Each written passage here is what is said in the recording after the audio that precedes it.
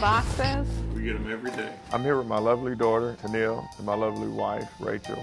Congratulations. Many blessings to you on your wedding day. We are so happy for the both of you as you begin this new journey together. We just recently got married, and we're here opening up wedding gifts.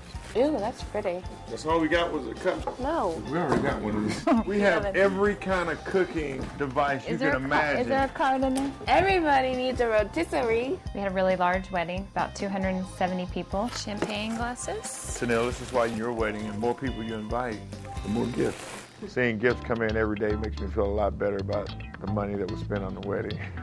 It'll be nice when we get a real kitchen to put this stuff in. This is Rachel's apartment. At the present time, I'm trying to sell my home. This was a single man's dream, and those days are over with. No longer is a condo an investment for me. It has to be a house that she picks out. So we're in the process of combining our lives. Hopefully we'll be moving soon into a good home to settle down in. I mean, if you can imagine what I grew up with. I fell asleep a broke man and woke up a man that had a pretty good sum of money in his bank, and the world changed. Some of my business ventures are I own a couple of real estate properties, apartment complexes, and I also own a dealership. Now I'm more concerned about myself and my family.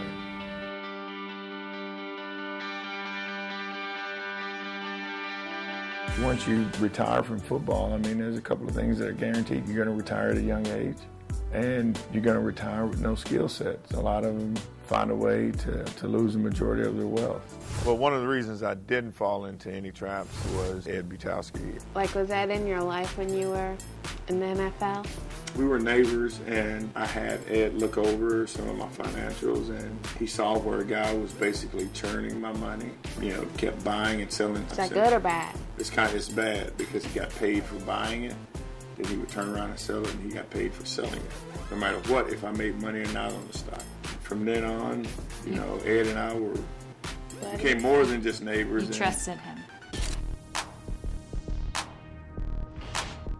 You know, Ed took it upon himself to make me learn more about my money than just trusting him or anybody else. Ed runs an investment firm. He invests money for wealthy people. Hey. Hey. Good to see you. Great wedding. Ed is my financial advisor. Friend, confidant, almost like family. Let me get my coat. I'm going to take Winford to Bob's Steak and Chop House, and I want to show him how you can make sure that you never go broke by having a well-balanced meal.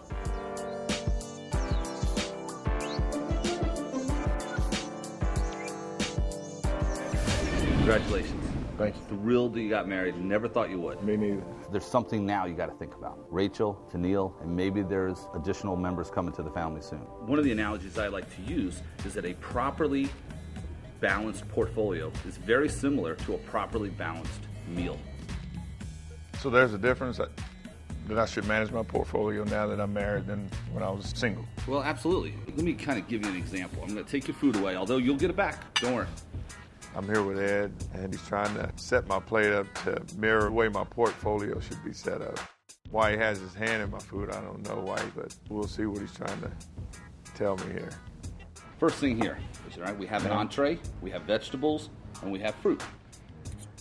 Every single meal has an entree. Now, that's a small piece. Why'd you take my steak and not yours? It's just because I don't want you to touch mine, all right? But here's the point. Every portfolio should have public securities. You should have 50 to 65% of your money in public securities. Now, what do I mean by that? Government bonds, stocks, mutual funds. The vegetables should be your alternative investment. Gold, silver, that's where you should have 5 to 10% of your money. Private equity is very similar to dessert. You know what? Let me take this right here. Here's a good example. Would you ever sit down and just have that as a meal? That looks very enticing. Right. And if you ate all of that, what would happen? Probably get sick.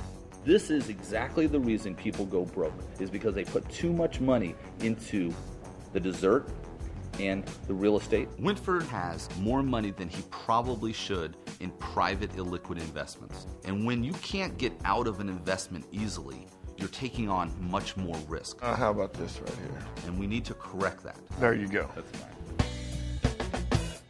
Whether it's in your personal relationship or your investment portfolio, balance is a key element to success. Winfred is learning that his decision to get married will cause him to rethink and rebalance his investments and his priorities. Next, Winfred makes a big decision about one of his most valuable investments.